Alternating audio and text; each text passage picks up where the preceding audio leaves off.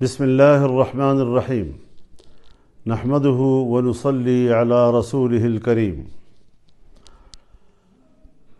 Supreme court of Pakistan کے chief justice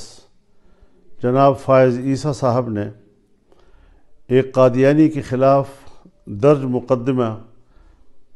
پر اپنا فیصلہ سناتے ہوئے قادیانیوں کو اپنے مذہب کی تبلیغ کی اجازت دی ہے۔ ان کا یہ فیصلہ شریعت اور آئین اور قانون کے خلاف ہے، اس سے متصادم ہے، اور ہم اس فیصلے کو علی الاعلان مسترد کرتے ہیں۔ یہ فیصلہ مغرب کی خواہشات کے تابع صادر کیا گیا ہے اور قرآن کریم کے جو حوالے اس میں پیش کیے گئے ہیں وہ غلط بھی ہیں، بددیانتی پر بھی مبنی ہیں، اور ان حوالوں کے جو معنی اور مفہوم تفاسیر میں متعین ہیں اور ان کا جو شان نزول ہے اس سے یہ حوالے کوئی مطابقت نہیں رکھتے ہیں۔ عقلی لحاظ سے بھی دانشور اس کو مسترد کرتے ہیں۔ لہذا سب سے پہلے جمعیت علماء اسلام پورے ملک کے طول و عرض میں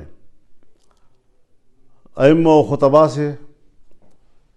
اپیل کرتی ہے کہ وہ جمعے کے روز اپنے خطبوں میں سپریم کورٹ کے اس فیصلے کے خلاف آواز بلند کریں، ختم نبوت کے عقیدے کے تحفظ کے لیے بھرپور آواز اٹھائیں اور شدید الفاظ میں سپریم کورٹ کے اس فیصلے کو مسترد بھی کریں، اس کی مذمت بھی کریں۔ میں عالمی مجلس تحفظ ختم نبوت سے بھی اپیل کرتا ہوں کہ وہ فوری طور پر اپنا فرض منصبی ادا کرتے ہوئے تمام مذہبی جماعتوں، علماء کرام اور دانشوروں سے رابطہ کریں، آئینی ماہرین سے رابطہ کریں اور اگلے کسی اقدام کا وہ فیصلہ کریں تاکہ اس معاملے کو ہم منطقی انجام تک پہنچائیں، عوام کی تائید کے ساتھ، عوام کی مکمل موافقت کے ساتھ۔ پبلک کو ہم نے اس حوالے سے آگاہ کرنا ہے اور ان کو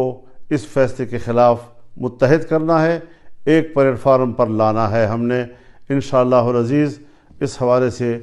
کسی قسم کی کوتاہی جو ہے وہ